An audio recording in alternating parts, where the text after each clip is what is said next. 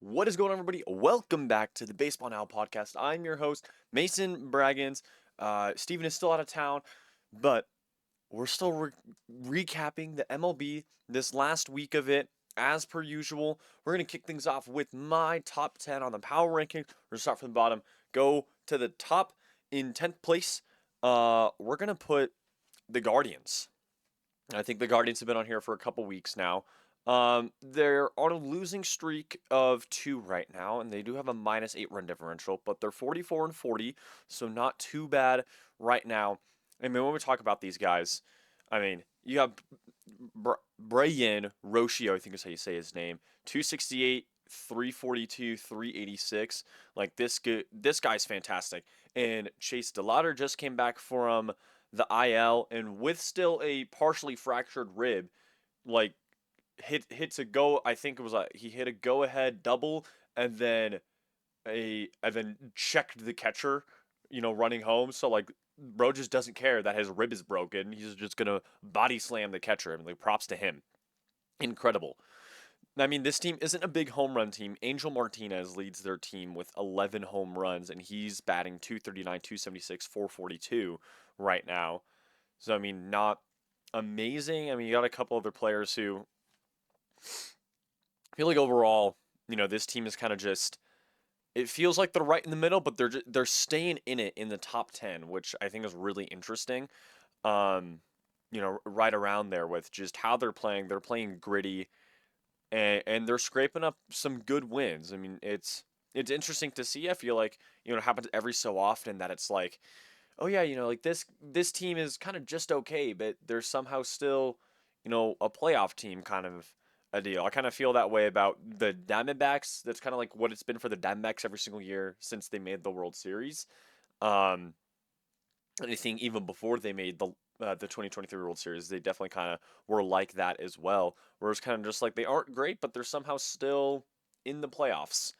Um, and I think that's kind of what we're seeing with the Guardians right now. They're first in their division in the AL Central right now. And yeah, I mean, there's not too much else we need to talk about. I'm just like Jose Ramirez is still on the IL with that Hamate bone fracture in his left hand. So hopefully for the Guardians, he comes back soon. And we take a look here. I think who's been standing in for him is, I mean, there are probably a couple of utility players who've been standing in for him playing um, third base there. But yeah, overall, I mean, this is a very solid team. They're looking to keep getting better, but they're in the 10th spot for this week. In our 9 spot, back in the top 10 this week are the White Sox. 43 and 39 is their record. They have a plus 18 run differential. I mean, these guys are crazy. Like I don't know how they're doing it. I don't know how they're like staying afloat, staying alive. I think it's really impressive how well this team is playing. They're first in the AL Central. Um, Now I think that they're tied with the Guardians. Technically, they have the same record both in the AL Central. But yeah, I mean this team is insane, and still somehow Munetaka Murakami still has the most homers on the team, even though he's been on the IL for quite a long time. Um, Now, I mean, about a week ago, it looks like Murakami like started to increase like the level of intensity he's been like practicing at to come back from that hamstring injury.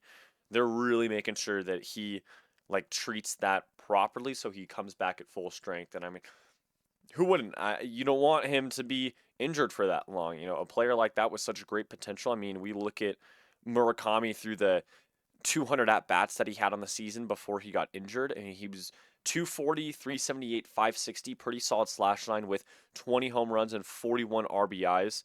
I mean, and he also has 48 hits. So I mean, like this dude, he's a great hitter.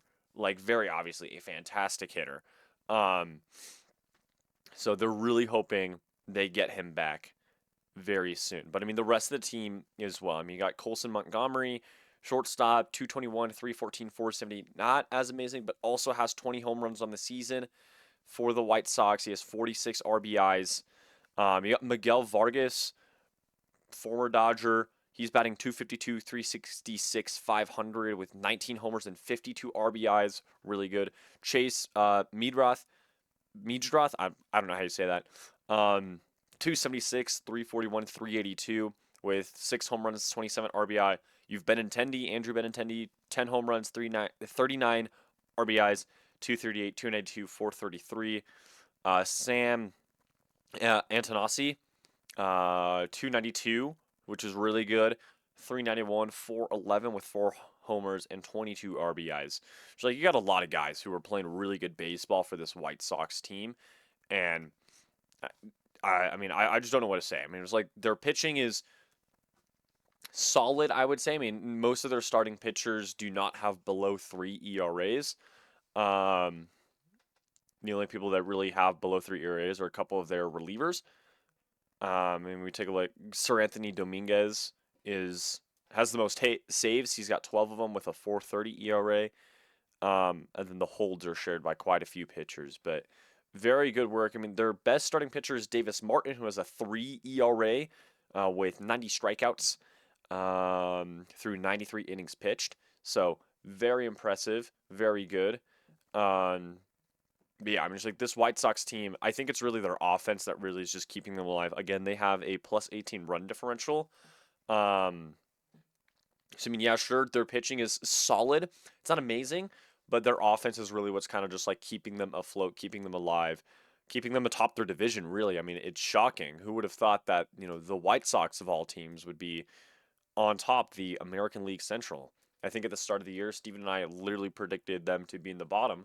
We had the Tigers, the Guardians, Twins, Royals, White Sox, or something like that. But, it's totally different um, outlook there. So, very impressive work from that team. In our 8th spot is going to be the Cardinals, 43 and 38 on the season with a -8 run differential. Now, this Cardinals team definitely, yeah, I mean, has been fighting to stay in the top 10. I feel like they've had the past couple, or I mean, the last 10 games, they're 3-7 in. Maybe I could have put them in the 9th spot and the White Sox up in the 8th spot, but I digress. But I mean, Jordan Walker, man, this dude, he's insane, ridiculous. I mean, for qualifying players, he has the best batting average on their team. He has the most home runs on their team, most RBIs on their team, and the most hits on their team. And then also has an OBP of 343, which isn't the highest. Ivan Herrera, their DH, has a higher one. But incredible work from him. You got Alec Burleson, 280, 348, 476 slash line. JJ Weatherall with a 265, 364, 11 slash line. Herrera, like I just mentioned, at 356, 397, 410 slash line. Mason Wynn, 244, 316, 332 slash line. So, I mean, like, those guys doing great work. And I mean, to the credit of also some of the guys, who don't get as much play time, a lot of RBIs from those guys as well. Like, very good work from what we're seeing. And I mean, some of their pitching, I think it was kind of rough to start the season, I would say. And I mean, sure, the NL Central, kind of like in April or maybe May might have been when it was, but it was like all of them having winning records kind of a thing. The Cardinals were kind of like right atop the division there. I think their pitching has definitely been hit or miss, you know what I mean? It's like, yes, they have a -8 run differential, and I think that's definitely in part because of the pitching is why they have that -8 run differential. Most strikeouts on the team is Dustin May, who is 77 and a 4.30 ERA. Their other starters, Michael McGreevy, 3.12 ERA, Andre Palante, a 3.83, and then Kyle Leahy, I don't know how you say that, 4.09 ERA. So, I mean, not fantastic work. And Riley O'Brien, the guy who has the most saves on their team, he's got 20 of them, a 3.93 ERA. So, I mean, there was one pitcher with an above average ERA, and it's Ryan Fernandez, one of the relief pitchers who's only played in 7 games. He has a 186. So, I mean, technically, I don't think he qualifies for, like, an ERA for relief pitcher stat kind of a thing, because he's only pitched 9.2 innings. And that's the only pitcher that has a below league average ERA. I'm not sure what the league average ERA is. It might be somewhere around.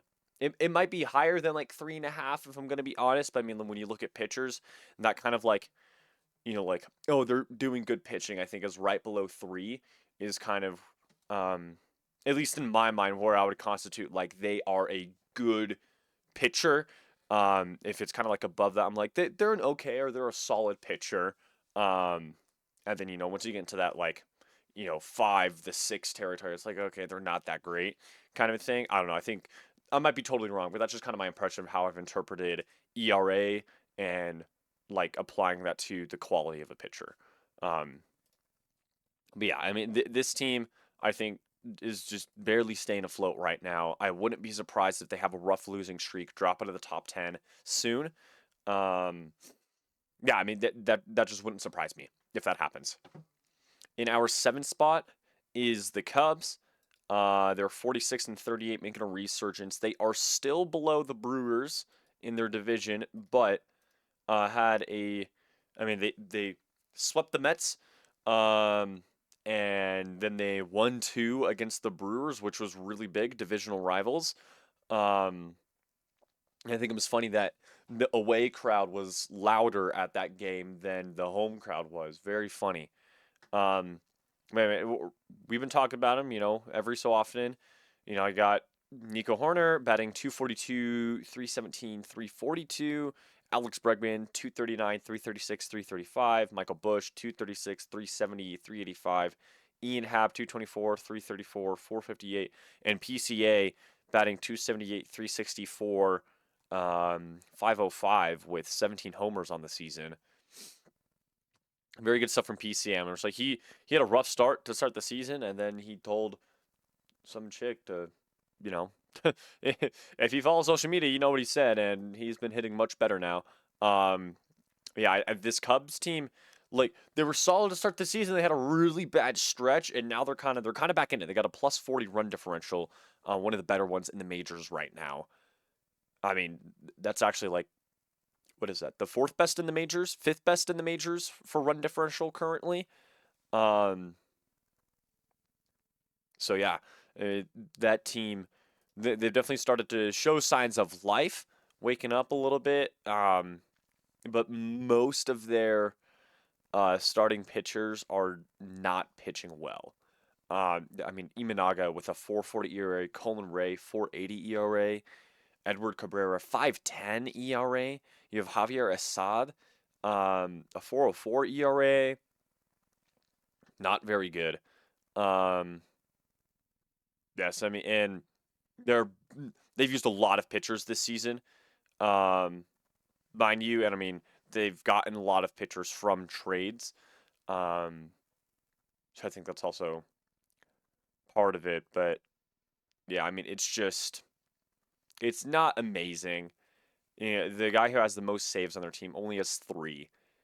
Um, so I mean, that really either speaks to the amount of like big wins that they get, where they win by, um, when they win by like 4 or more runs and don't allow that 4th run to come up to bat, kind of a thing. I mean, they have had a lot of blowout wins. I mean, just this past week they had 2 against the Mets. They had 1 against the Blue Jays of it like a week and a half ago. Um, yeah, it's kind of interesting, like looking at this team, um, and you just look at their pitching. It's like, wow, how are these guys winning? They've given up a combined 352 earned runs, um, and then 373 runs total. But they've also scored 413 runs. So I mean, that really speaks to the offense. The offense across everybody who's hit for the team has a combined 689 hits. Um, really impressive, and then 384 RBIs.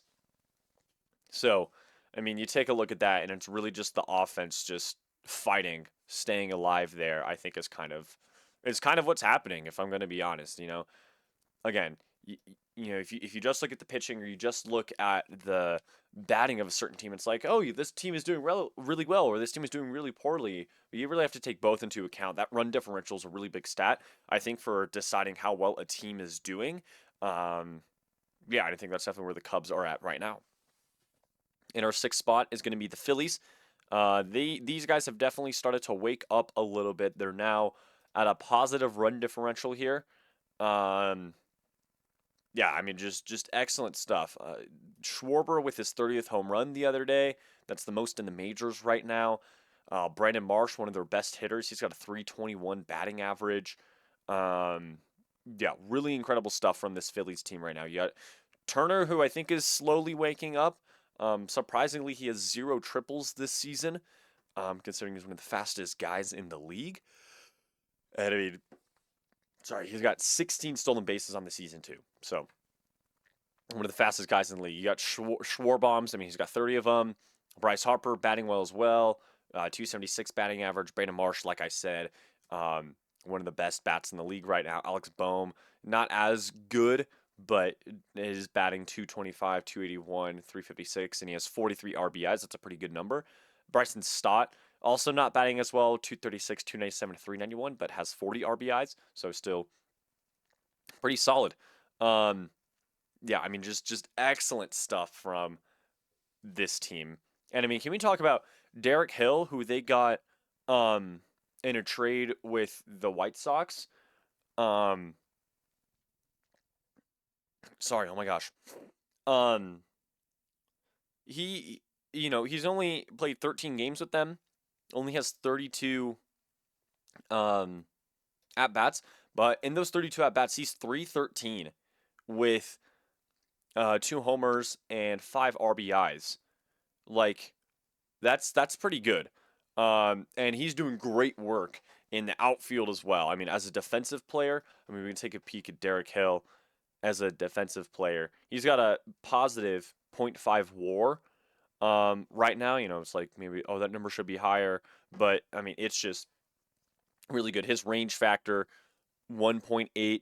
Now obviously, as he gets more chances out there, that's just going to keep going up as he keeps playing. I mean, he only has 1 error, it looks like, which isn't the best look, but still very good.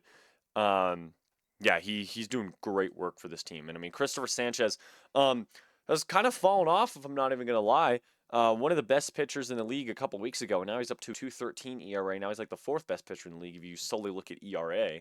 Um, so kind of interesting. He does have 127 strikeouts though. You got Zach Wheeler with a 203 ERA, 74 strikeouts, very good as well. But the other starters, Jesus Luzardo has a 3.88, and then you got Aaron Nola with a 5.58. And the bullpen is pretty solid too. I mean, you have Johan Duran in there who has 21 saves on the season. Has only given up 5 runs, so he's got a 1.57 ERA through his 28.2 innings pitched. Very solid. The rest of the bullpen is okay. I mean, you got Orion Kerkering, who's doing pretty solid this season. He's got 7 holds with 2.76 ERA. Tim Meza, a 2.95 ERA. So, I mean, all around, I mean, pretty good for, a team that just had a really bad start to this season, but is finally waking up. Good to see. And, well, I mean, I don't like to see him up there as a Dodgers fan, but, I think if you're a baseball fan, it's nice to see that the Phillies are finally waking up. Um, and here's where things kind of get a little tricky. Actually, golly, I should have looked a bit more into this. I'm gonna switch a couple things up here. Um, we're gonna put the Yankees actually. We'll talk about it right now, but going back a little bit, we're gonna put the Yankees. Um, honestly, in the 7th spot. And we'll just move the Phillies and Cubs each of one. So Cubs will be 6, Phillies are 5. Yankees in 7th. They have lost 4 straight and are 3-7 across their last 10. Yes, they're 48-35, but again, losing 4 straight. Mind you, they got swept by the Red Sox in 4 games. Those 4 games were all to the Red Sox, who is one of the worst teams in baseball right now. The Red Sox are 36-46. They're 17 games behind first place right now. They are last place in the AL East, 12 and a half games behind the Rays. Um, but yeah, I mean, like, yes, the Yankees, you look purely like if, games behind, they're 5.5 games behind. And if you look at wins, they have the fifth most wins in the league. Um, or I guess fourth most, tied with the Rays. But you go on a 4-game losing streak and you're 3-7 across your last 10. That's embarrassing. Their only wins across their last 10 games were two against the Tigers and a shutout win against the Reds. So that Reds series, they started that, won the game, lost the next two, lost the opener to the Tigers, won the next two, and then got swept by the Red Sox. So, I mean, that's pretty embarrassing. I think putting them, I mean, might be a little bit brutal to put them in seventh, but, when the two other teams below you are, Phillies are 7-3 across their last 10, Cubs are 8-2 across their last 10, kind of fair to put you down beneath them when you're not playing good baseball right now. Like, it's easy to look at the Yankees, it's like as one of the most dominant teams in baseball. They're a consistent playoff team, and we're looking at the stats. You got bats like Ben Rice right now, Cody Bellinger batting well, Jose Caballero batting well, Paul Goldschmidt batting well. Who would have thought? Aaron Judge batting kind of well. His average is a little bit lower right now and doesn't have as many home runs as I think a lot of people would like to see him have. But I mean, you just look at it and it's just like, what are we doing, Yankees? Um, it's kind of insane. Now, I mean, yes, there were a couple close calls in this series against the Red Sox, but the Red Sox managed to put it together and keep the Yankees at bay. But for a team that has a lot of all-star caliber players on it, that's kind of embarrassing. I'm not even gonna lie, against the team that doesn't have a lot of all-star caliber players, a lot of players who look lost on the field. I'm talking, I all the time, I feel like I'm seeing clips of Red Sox players just doing something stupid, and Aroldis Chapman blowing two saves against the Yankees in this series, kind of hilarious. Now they didn't lose those games, obviously, but still, a blown save is a blown save. But yeah, it's really weird. You're just out there and you're just looking at clips. I'm like, is this team even put together right now? I mean, Jazz Chisholm Jr. he's a cornball, like to say the least. Like he does not look alive at the plate. He doesn't look alive defensively. Same thing with Austin Wells and Anthony Volpe. And now I know Anthony Volpe has a 252 batting average through 111 at bats, but still on the field, I mean, golly. I hate to look at this. Jazz Chisholm Jr., negative .5 WAR.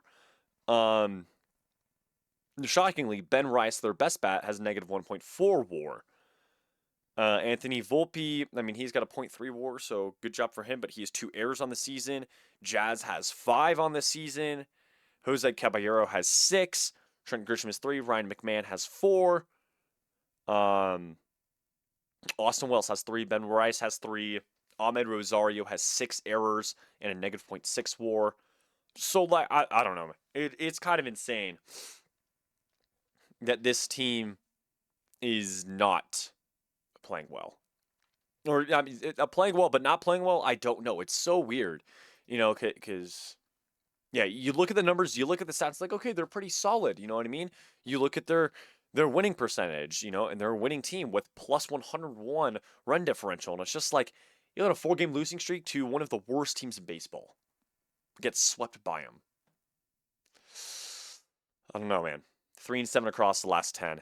I mean, you got Cam Schlittler, who's incredible right now, but the rest of their pitchers are lost, if I'm going to be honest. The rest of the pitching staff for this team, except for maybe one of their relief pitchers, Fernando Cruz, who has 13 holds with a 2.57 ERA, the rest of this pitching staff looks lost. Yeah, it's not a good look. I don't know how. I just don't know how, guys. It's strange. It's strange, very strange. But I digress. In fourth place are going to be the Braves. Sorry, Braves fans, but you're 3-7 across your last 10 after losing to the Giants, one of the worst teams in baseball. what more can you do? I mean, like, yeah, I mean, we talk about this team every week. They're one of the best teams in the league, first in the NL East. Matt Olson, 276, 345, 530. Ozzy Albies, 274, 325, 433. I'm gonna butcher this.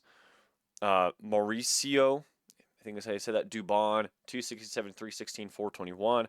Michael Harris the second, 297, 329, 496. Drake Baldwin, 255, 337, 463. Great work from this team. I'm just like, they are playing really good baseball right now. And I mean, they're pitching as well. Not the greatest, but except for Chris Sale, who is a 210 ERA. This dude, Chris Sale, how many years has this guy been in the league? He's 37. He's been in the league for 16 years. This is his 16th season. So, I don't know. Chris Sale resurgent season, I guess. Um, I mean, his best season ever was his rookie season.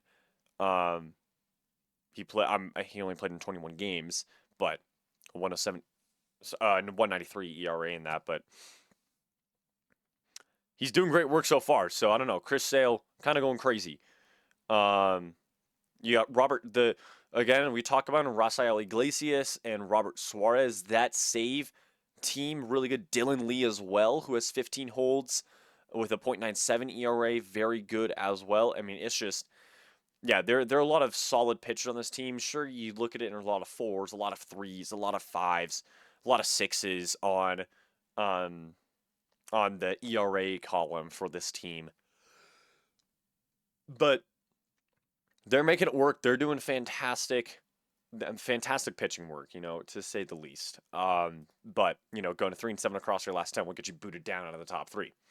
But going into the top three, we've got, man, this is tough to say.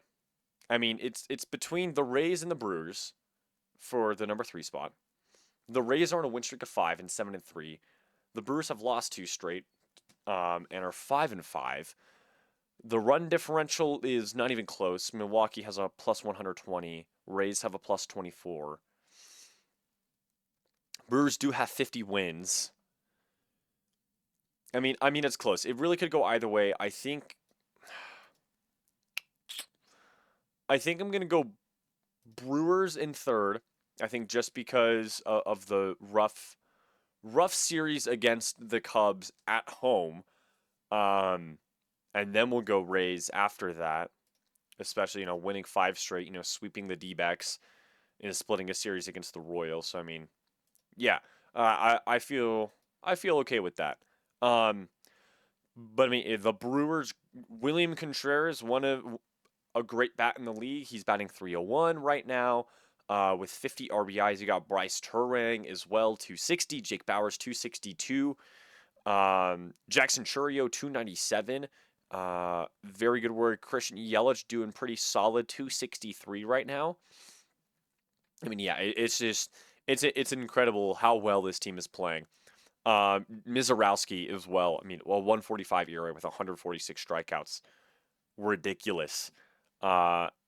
Crazy work to say the least. I mean, you got Kyle Harrison, who's got a 2.57 ERA with 96 strikeouts through only 77 innings, which is pretty good.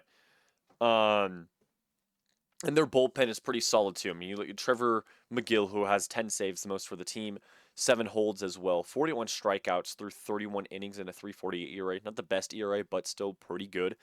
You got Abner Uribe, who has 11 holds for the team, a 3.09 ERA with 32 strikeouts. Not the best, but still really solid. K9 ratio of exactly 9. But yeah, I mean, this team is really solid too. Unfortunately, I mean, they got a lot of pitchers on the IL right now, but they still have all their starters, playing great work, both offensively and defensively, and that's why they're first in the NL Central. And that's why they have 50 wins as well. But the Rays first in the AL East, above the Yankees in second place. This team, I mean, I feel like we talk about them every week. Ridiculous. Who would have thought the Rays? You know what I mean? I think like at the start of the season, Steve and I kind of were like, yeah, the Yankees on top, maybe the Red Sox up there too, the Blue Jays, then the Rays, then the Orioles, kind of a thing. I think is what we were looking at. But I mean, who would have thought? The Rays all the way up here, first place in the AL East. Um, Union Caminero, Yandy Diaz. My goodness. 336, 416, 515. If this guy does not get the starting DH spot for the All Star game, which we will talk about later, actually here in just a moment, what are we doing? What are we doing? Jonathan Aranda, Chandler Simpson, who's batting 267. Cedric Mullins not doing as well. Taylor Walls, Nick Fortes, their catcher. Um, yeah, I mean, just fantastic all around from this team. And their pitching, you got Nick Martinez, Drew Rasmussen, both underneath 3 ERAs. Um, Very good work. You got Brian Baker, their save man, I guess, who's got 21 saves and a 195 ERA. Great pitching work from him. Um, you got Kevin Kelly, who has 18 saves for them. That's the most on the team. 261 ERA. So I mean, just all around, this team's locked in. Um, just all around. Sometimes it feels like, oh, maybe the Rays aren't doing so good. When we're saying they're on a 5-game winning streak, they have one of the hottest bats in the league in Yandy Diaz right now. A solid pitching staff, a good pitching staff. I think I'll say that. Yeah, I mean, just incredible to say the very least. Um, but sorry, it'll bring us to the Dodgers in the number 1 spot. Most wins in the league. They were the first team to hit 50 wins, a plus 152 run differential, 7-3 across the last 10. Some of the greatest bats in the league right now as well. I mean, you get Andy Pages batting 267, Freddie Freeman 289, Shohei batting 295, Max Muncy 263, Mookie Betts back off the IL batting 236. That's pretty solid. You love to see that.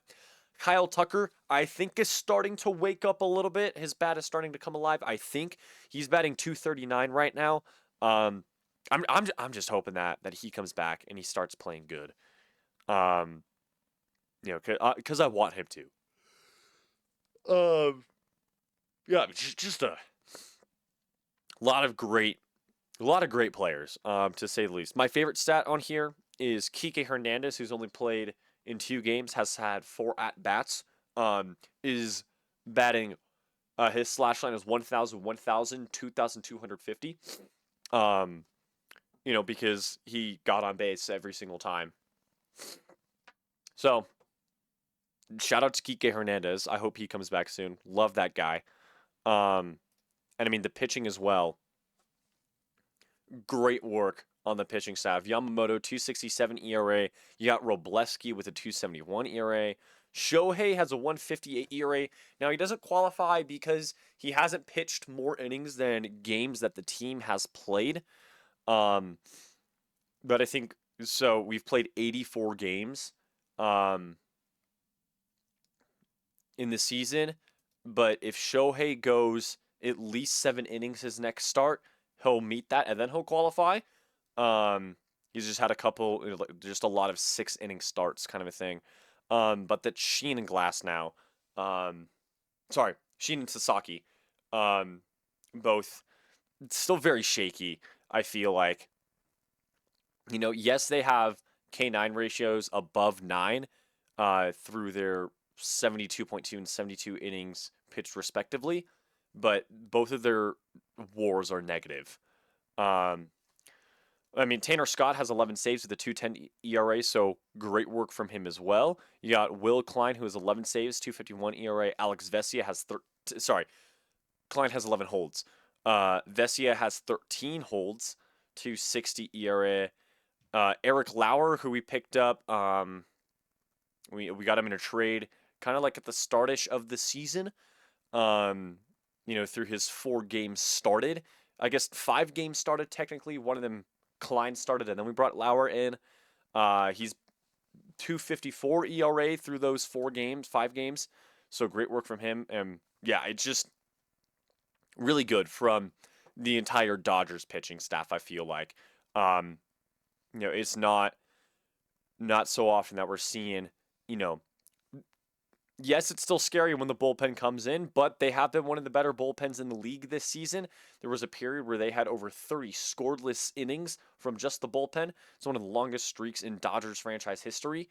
Now, they didn't break that record, but got very close to it. So, one of the better bullpens in the game for this team, but still just so full of injuries. I mean, you scroll through the injury list. There are 1, 2, 3, 4, 5, 6, 7, 8, 9, 10, 11, 12, 13, 14, 15 people on the IL for the Dodgers. Yeah, kind of bonkers. Um, Will Smith, I don't know when he's coming back. He's got a neck injury. I don't really know what that means. Now they are on the road. They're on the road still until July 1st, and then they come back home. So maybe Will Smith will join them after the away stint to start the home stint. Um, Blake Snell through a bullpen session. He's out with loose bodies in his elbow through a bullpen a couple days ago. Blake Trinan has been on the IL for a couple or a few days now. Something up with his right elbow, but no structural damage, so he should be back soon. And Teoscar Hernandez is actually coming back today. He's being activated off the IL, probably starting in left field against the Athletics today. So good to see Teo back. Love him. He's such a fun guy. I mean, just watching him, just like I would love to be friends with him. He just seems like such a positive energy in the clubhouse, and just a really encouraging guy. Would love to be friends with him. But yeah, I mean, the Dodgers, best team in baseball right now, without a doubt. But we're gonna take a peek. Um, let me swap over here. We're gonna. I need this stat right here. Yeah, there we go. Hopefully, if you're watching on YouTube, you should be able to see this. Um, but what we're looking at right now is um, the we're gonna take a look at the All-Star stuff because I think fan voting is literally bonkers. I think it's literally ridiculous. Um, More so in the American League than the National League. I mean, look, I get it. Canada, I get it. Your team made the World Series last season, okay? And they were really good last season. They aren't good this season. Why are all of your players in the top two, except for in the outfield? Like, I guess they just hate their outfielders. But, I mean, Alejandro Kirk, who, as. No, I'm just looking at the top 10 in voting as of last Monday, all the players. Now, naturally, I think the person who should be atop the AL for catchers, we'll take a look at catchers first, is Shea Langeliers. Like, absolutely. I mean, look at this. He's batting 268, 334, 500. Very good work. Why in all of heck, okay? Why in the heck is Alejandro Kirk second? He has only had 60 plate appearances, batting 183, 231, 317. The backup catcher is better than him. Brennan Valenzuela, 147 plate appearances, okay? 245, 329, 429. If you're going to put anybody, it should be your backup catcher, Valenzuela, not Alejandro Kirk, who was injured for most of the season. It's ridiculous. And I mean, you got so many. I mean, I would even take, I mean, we just look at like batting average here. It's going to shorten it to qualifying players, okay? But I mean, just like look, Dylan Dingler of the Tigers, like, come on, 262, 328, 528. He's got 19 home runs and 58 RBIs. Like, I would absolutely take him. Without a doubt, Langeliers is the starter for the AL catcher. Without a doubt. He's one of the best catchers in the league right now. Absolutely. He's got a 3 WAR right now. Right behind him needs to be Dylan Dingler. Needs to be second. Like 2.9 WAR, like I just said. I think it's ridiculous. Once the second phase starts, it actually started right now, it looks like, a couple of minutes ago as of time of recording this. But I'm absolutely, I think without a doubt, who we're seeing in the first ballot is going to get started. I'm going to vote for the people who are second, or if I can even do that, because Dylan Dingler deserves an all-star. He's incredible this season, without a doubt. Move on to first baseman here for the AL. Vladdy, okay, sure. he's had a pretty solid season. I'm not going to deny him that. 268, 348, 349 with a half WAR, but he only has 4 home runs and 34 RBIs. Pete Alonso of the Orioles has more homers and RBIs than he does. Okay? But I mean, like, the only thing that's better is his slugging percentage over Vladdy. I mean, yeah, I mean, just looking at the top 10, you have Vladdy, you have Ben Rice of the Yankees, Murakami on the White Sox, Kurtz of the Athletics, Alonso on the Orioles, Wilson Contreras of the Red Sox, Josh Naylor on the Mariners, Jonathan Aranda on the Rays, Christian Walker of the Astros, and Spencer Torkelson on the Tigers. We just look at straight average. Nick Kurtz, okay, 279, 423, 525 slash line with a 3.7 WAR. How could it not be Kurtz? You know, and then behind him, I would probably take Jonathan Aranda, 286, 390, 466 with a 1.4 WAR. I think I like for my top two first baseman for the AL, I'm taking Kurtz and Aranda. I think that those you look at the stats, you look at how they've been playing. This is just a small sample size, but those are the guys I'm taking. It was like I would say Murakami, but he's been injured for the back half of the pre-All-Star. I would say if he wasn't injured, I think Murakami would have a better chance of getting a starting spot in the All-Star game. But I think because he's injured, I don't think he deserves an All-Star spot because he just, a 240, 378, 560. Like, yes, his WAR is 2. That's higher than Jonathan Aranda's. But I mean, Murakami over Kurtz and Aranda, I don't think so. I definitely don't. I definitely don't think so. Moving on, we'll take a look at the second baseman for the American League right now. Why? Sure, Ernie Clement at second base. I'm not mad about it. You look purely at batting average for qualifying players. Ernie Clement is the best one. He's got a 299 batting average right now, 319 and 441. He's got 7 homers and 28 RBIs and 1 WAR. I'm not mad about it. I think there are better picks maybe to start over him, but I'm not mad about him being in the All-Star game. I think he definitely deserves it. He is one of the better second basemen in the AL, one of the great bat in the league as well. So I'm not entirely mad about it. But I definitely don't think I'm taking Ezekiel Duran of the Rangers as the second baseman, I guess, you could say. I mean, I'm not even like, where the heck is he? Is it like, who? I don't even see. Here we go. Ezekiel Duran isn't even in the top 3. There were 3 other second basemen for the Rangers that are better than Ezekiel Duran. It looks like, which is insane.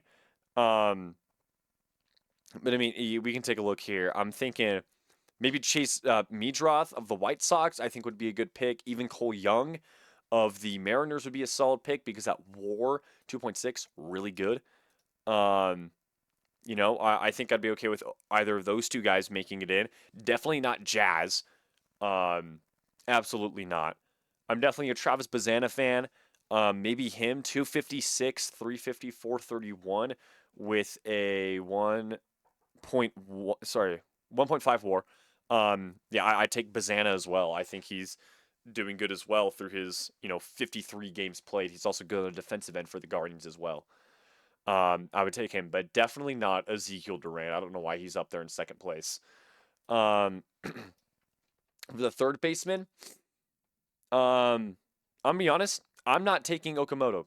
I know he's second, okay, but the 2 guys above him, Junior Caminero and Josh Jung here are literally just objectively better than Okamoto. Caminero's 22 home runs, 49 RBIs. He's batting 292, 384, 548 with a 3.3 WAR. That's really good. Josh Jung, 293, 354, 434 with a 1.4 WAR. He has 8 homers and 31 RBIs. Fantastic work. I think, based on batting average alone, Josh Jung definitely just deserves it over Okamoto. I mean, Junior Caminero definitely gets that 1 spot for sure, but I definitely don't think I'm taking Okamoto in the second spot. I think I would even take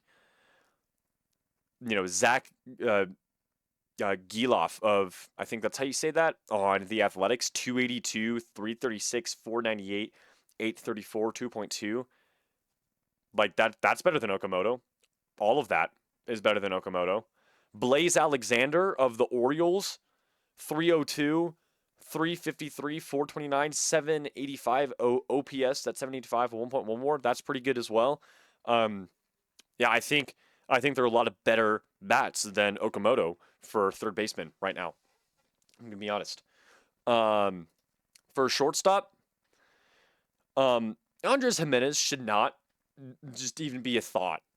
You got Bobby Witt Jr. I think understandably is leading that, and I think he definitely deserves that starting spot. But over Jimenez, I'm taking Brain Rocio of the of the Guardians, who isn't even in the top 10 of American League shortstops. That's ridiculous. Um, I'm taking McGonigal over Jimenez. Um,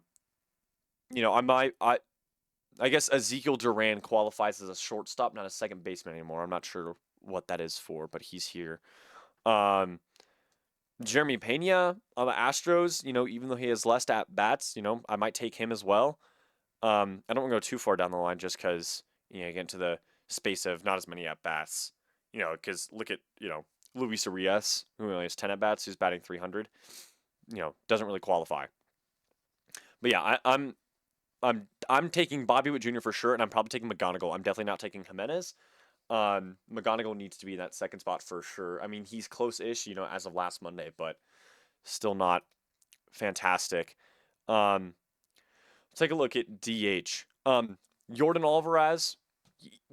Sorry, Alvarez. I totally said that wrong. Jordan Alvarez absolutely gets the starting spot for American League DH. George Springer should not get the second spot. You want to know who should? Yandy Diaz. Yandy Diaz and Jordan Alvarez need to be the DHs for the American League. Undoubtedly. The fact that George Springer has more votes than Diaz is insane to me. He's batting so much worse than him. He's batting almost 1/10 in every. He's batting over 1/10 worse in every category than Yandy Diaz, and has a negative -0.1 WAR. Yandy Diaz has a 2.7 WAR. Like, why is George Springer even a thought of considering? He has, yeah, for qualifying players, he has one of the worst batting averages. He has the worst batting average for qualifying designated hitters in the American League. So I don't know. It's kind of silly because Alvarez and Diaz need to be the DHs for the American League, without a doubt. Um, Outfielders, you got Judge, Trout, Bellinger, Byron Buxton, Riley Green, and Julio Rodriguez are the top 6 right now. Um, I like Rodriguez in there. I like Mike Trout, just like as a legacy pick, and he was batting pretty well before he got injured. But I think you have to take Joe Adell as an outfielder instead, who is batting. Um, well, I don't know. Mike Trout is pretty solid. I don't know. I think I think what the outfield looks like for the American League isn't awful. Like, I'm not mad about those 6 particularly. Um I think maybe taking Wilyer Abreu, in there wouldn't be too bad as well. Maybe getting Brandon Nimmo up in there isn't awful. I mean, let's see, Byron Buxton for sure. I would agree. Cody Bellinger for sure.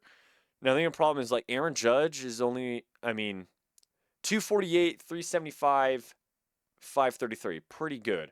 Um, I mean, here, we can take a look at qualifying players, which is probably what's going to be most likely to happen. So let's see what that looks like or not.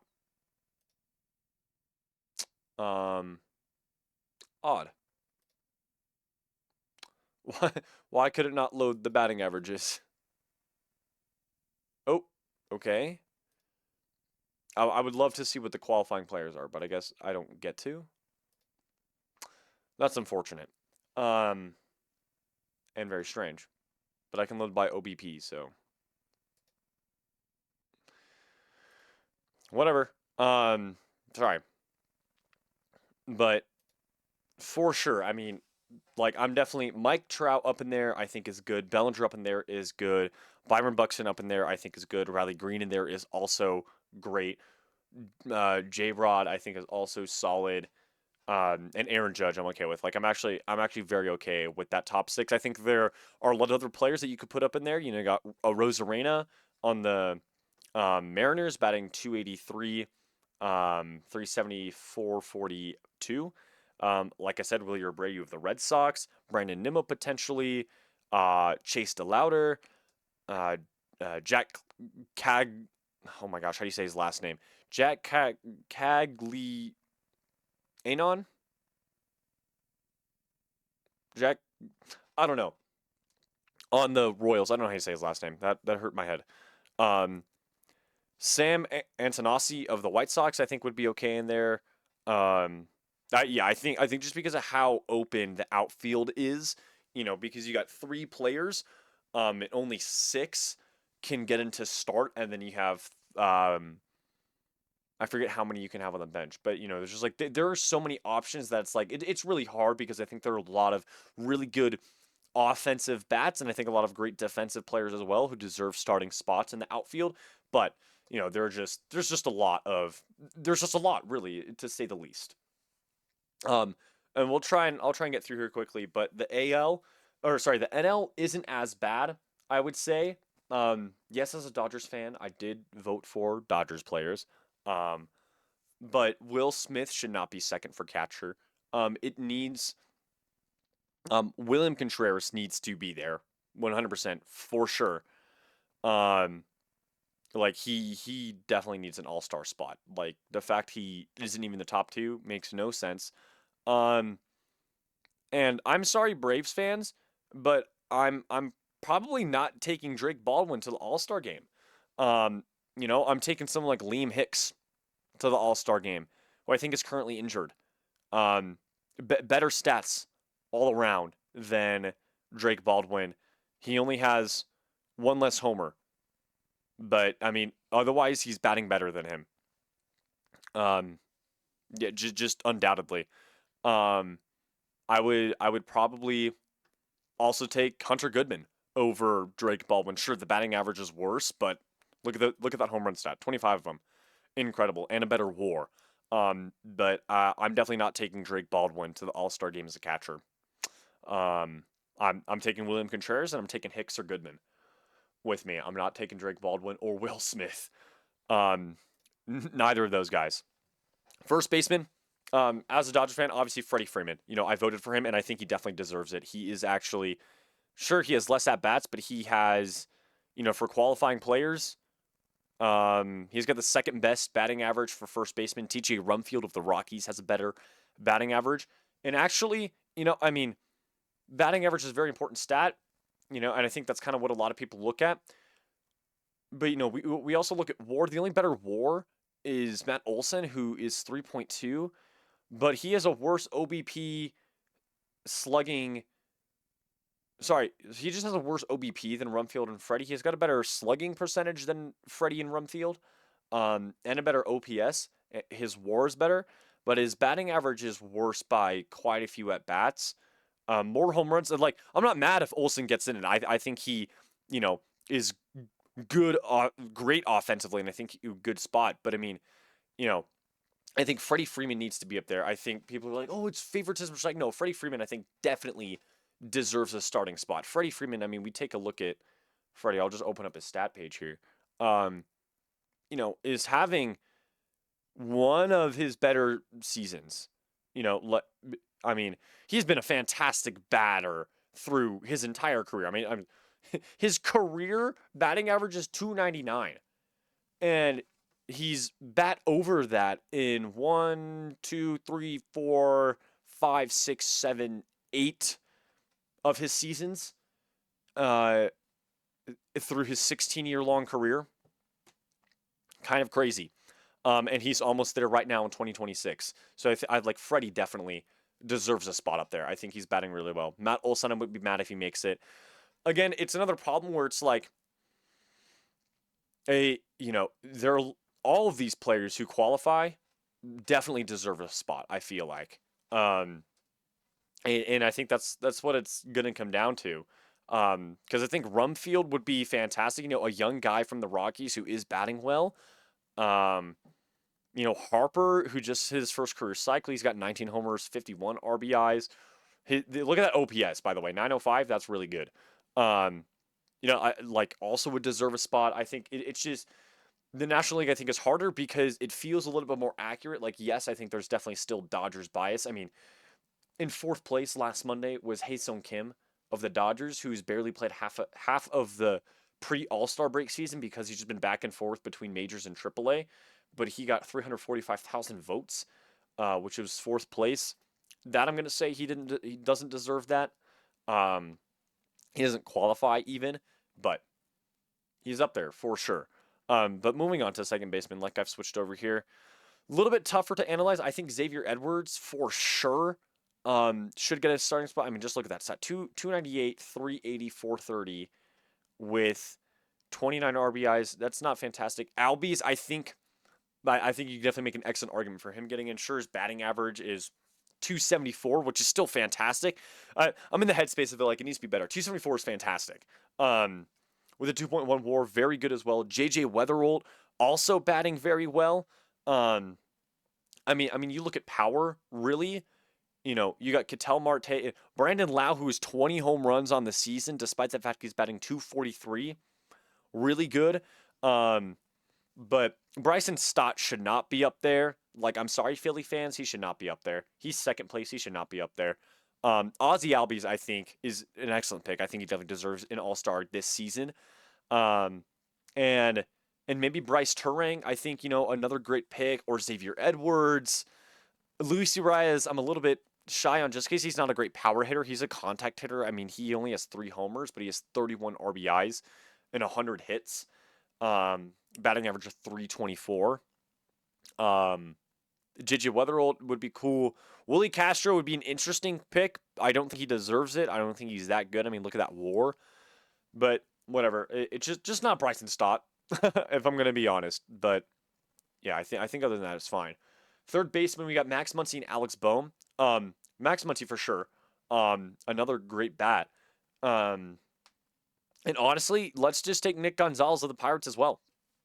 Like, I think that is a perfectly fine pick. Like Max Muncy, look at that WAR, 3.2 WAR, 263, 361, 502. I think we just talked about him. Alex Bohm should not be on this list. I'm sorry. He should not get a starting spot. Arenado maybe, but I'm a little bit more inclined to pick Nick Gonzalez over anybody else than Max Muncy, obviously, is kind of where I'm thinking for third baseman. Shortstop, I'm sorry, as much as I want to say Mookie Betts, he technically doesn't qualify because he hasn't had at least 3.1 plate appearances per game. Um, but CJ Abrams making it, I'm not mad about. I think that's great. And honestly, I mean, Otto Lopez, like, come on. This dude's ridiculous. 332, 336, 476 with a 3.7 WAR. That's insane. Like, that's really good. I think Otto Lopez and CJ Abrams should be the starters. Or, obviously one of them is the starter, one of them isn't, but really as well. The fact that Dansby Swanson is seventh place in shortstop voting when he's batting 190, that's ridiculous. He's not that good. Guys, no. No. Just no. No all-star for Dansby. For designated hitter, I mean, only 3 technically qualify. You've Shohei and Schwarber. I think that's literally it. I mean, no argument. Just those two. Just those two get in there. Sure, Ivan Herrera also qualifies, but Schwarber has 30 home runs. Like, are we kidding? His slugging percentage and OPS is out of this world. Same thing with Otani's. Like, without a doubt, those two. Like, undoubtedly. And then we look at outfielders. For outfielders, you have Pages, Acuna. I don't think Acuna should make it in. I'm going to say that right now. He got injured, and then, everybody else just shot up above him. Brandon Marsh, for sure, needs to make it in. Michael Harris II, Teoscar Hernandez, and Jordan Walker. Without a doubt, you take Pages, you take Marsh, you take Walker. For sure, you definitely take those 3. I think you also take Harris II. And then I think you take Soto. Yeah, I know people don't like him, but I think you take Juan Soto. Um, and then I think you take um, I don't know, like Jung Hoo Lee has the best batting average, but he's not a power hitter per se, and his WAR's only 1.3. Whereas, like, you got some like Brian Reynolds on the Pirates, 286 with 11 homers and a 3.1 WAR. Or you got Pete Crow Armstrong. There we go. Here, put him in there as the six. Pages, Marsh, Walker, Soto, PCA, and Michael Harris the second. Those are your six. Those are my six. Um, and then sure, I don't know how many people go on the bench, but again, same problem like I said with the American League. It's just there's so many players, for outfield that it's just a little bit hard to tell. You know what I mean? But that's gonna wrap it up for this episode. I just wanted to talk about what we were looking at for the AL because, in all honesty, I think fan voting. I don't know because I think it's good, when players get to vote for who they think deserves to make it. But also, you see what happens in the AL where all of Canada just votes for the Blue Jays players and they make it when they don't really deserve it. When they don't have the stats to back up, an all-star appearance is what I'm trying to say. So I'm not really sure. I think a lot of people overreacted a little bit with how many Dodgers players were up there. I think there were a couple that definitely shouldn't be on there, But I think, you know, Freddie, Muncy, Otani, and Pajes all definitely deserve all-star votes. Smith, Betts, and Teoscar Hernandez probably not. Um, there was I think much less favoritism in the National League. I think that's just because you get so spread out with all the National League teams, and then in the AL you have all of Canada voting for Blue Jays. So of course it's going to end up skewed like that. So let's just ban Canada from voting. Is the conclusion I'm coming to actually. Canada, you don't get a vote for All Star anymore. I'm making the executive decision right now. But that's going to do it for today's podcast. Little long today, but thank you everybody for watching, for hanging out, and I will see you back next week, hopefully with Steven. Peace out.